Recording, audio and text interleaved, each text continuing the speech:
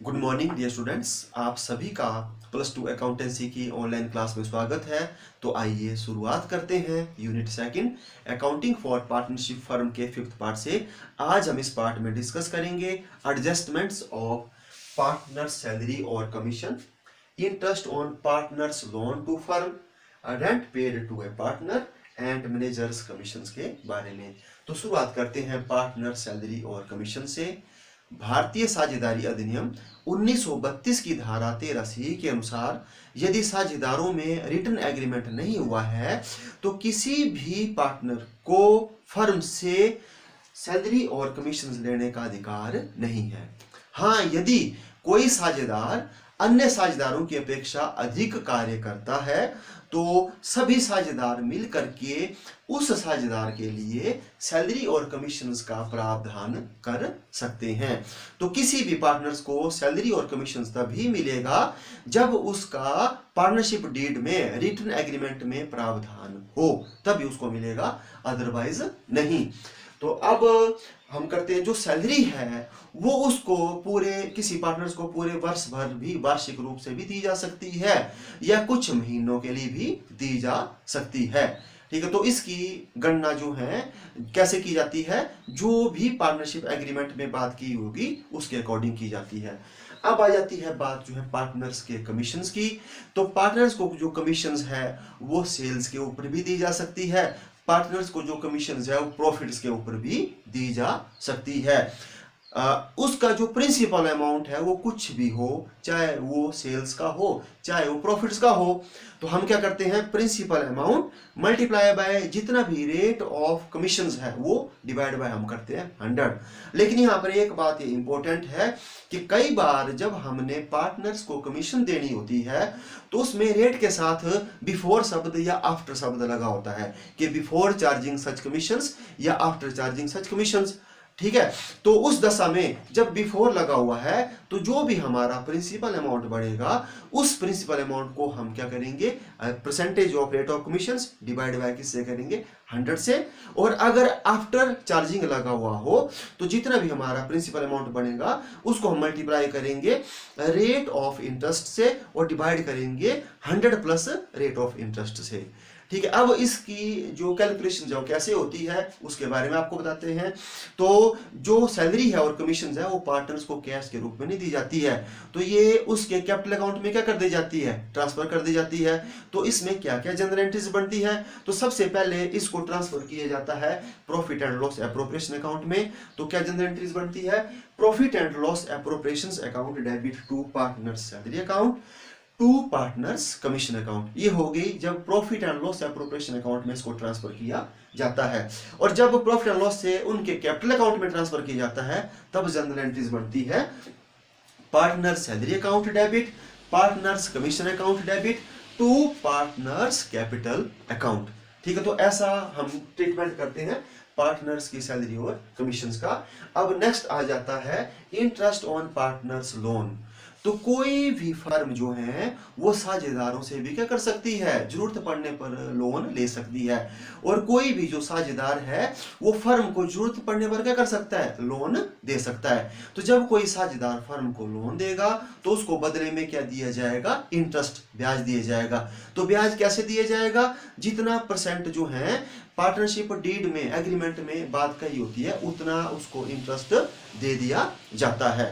और अगर मतलब इंटरेस्ट की कोई बात नहीं की हुई है, इंटरेस्ट ऑन पार्टनर्स लोन की कोई बात नहीं की हुई है, तो अंडर सेक्शन 13D के तहत उसको 6% पर एनम के हिसाब से उसके लोन के ऊपर उसको इंटरेस्ट मिलेगा।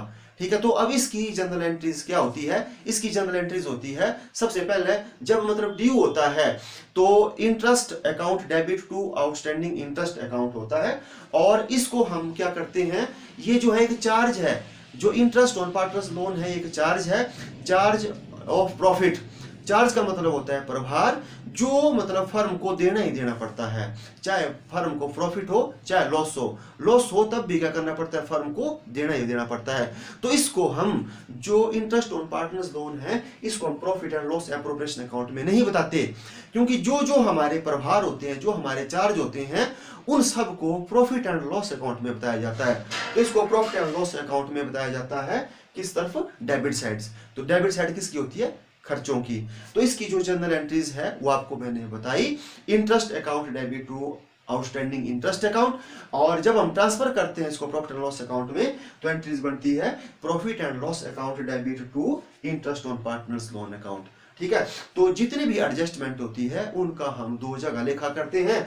तो एक इसको प्रॉफिट एंड लॉस अकाउंट के डेबिट साइड में बताते हैं, और दूसरा इसको लायबिलिटी साइड में जो पार्टनर्स का लोन अकाउंट हमने खोला हुआ है उसमें इसको क्या कर दिया जाता है, ऐड कर दिया जाता है। तो दूसरा इसको बैलेंस शीट की लायबिलिटी साइड में पार्टनर्स के लोन में इस इंटरेस्ट को ऐड कर दिया जाता है। अब आ जाती है बात आगे rent paid to a partners. तो कई बार फर्म क्या करती है, जो पार्टनर्स है उसकी ही परमिसेस, उसकी ही बिल्डिंग्स, उसकी ही एसेट्स में अपना कारोबार क्या करने लग पड़ती है, स्टार्ट करने लग पड़ती है। तो जब फर्म जो है किसी पार्टनर्स का एसेट्स को क्या करेगी, यूज करेगी, तो उसको उसके बदले में क्या करना पड़ेगा, फर्म को उस पार्टनर्स को किराया देना पड़ेगा। तो ये जब रेंट पेड करेगी तो ये जो रेंट है, जो किराया है, ये भी क्या है, एक चार्ज है। क्या है, चार्ज। तो मैंने आपको बताया कि जितने भी चार्ज होते हैं उन सब की एंट्रीज कहाँ होती है, प्रॉफिट एंड लॉस अकाउंट में। तो इसकी भी जनरल एंट्रीज वही होती है, rent account debit to outstanding rent account. तो हम इसको पहले कहाँ ट्रांसफर करते हैं, प्रॉफिट एंड लॉस अकाउंट की डेबिट साइड में। तो इसकी भी एंट्रीज बनती है profit and loss account debit to rent of buildings of partners. ठीक है, तो ऐसे हम इसको करते हैं, एंट्रीज करते हैं। और दूसरा हम इसको बैलेंस शीट्स की किस तरफ, लायबिलिटी साइड में इसको हम बताते हैं। अब आ जाती है मतलब बात आगे नेक्स्ट मैनेजर्स की कमीशंस की। तो कई बार जो व्यवसाय, जो फर्म है वो चाहती है कि हमारे जो बिजनेस है उसकी एफिशिएंसी बढ़े, वो मतलब ज़्यादा से ज़्यादा तरक्की करे। तो फर्म की एफिशिएंसी को बढ़ाने के पीछे किसका हाथ होता है, मैनेजर्स का।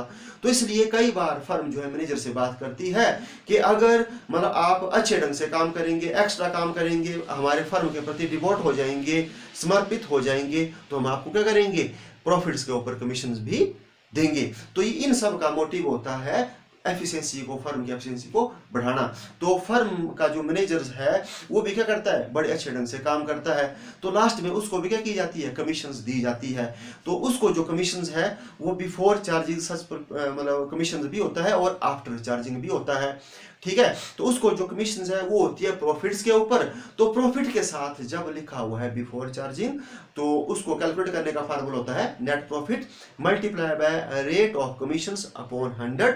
और जब मतलब आपको जो कमीशन के साथ लिखा हुआ है आफ्टर चार्जिंग, तो फार्मूला होता है net profit multiply by rate of commissions divide by 100 plus rate of commissions. तो ऐसे इसको क्या की जाता है, कैलकुलेशन की जाती है। तो इसकी भी जनरल एंट्रीज क्या बढ़ती है, इसकी भी जनरल एंट्रीज बढ़ती है managers commissions account debit to outstanding managers commissions account. तो ये भी एक चार्ज है, प्रभार है, तो इसलिए इसको भी प्रॉफिट एंड लॉस अकाउंट की डेबिट साइड में बताया जाता है।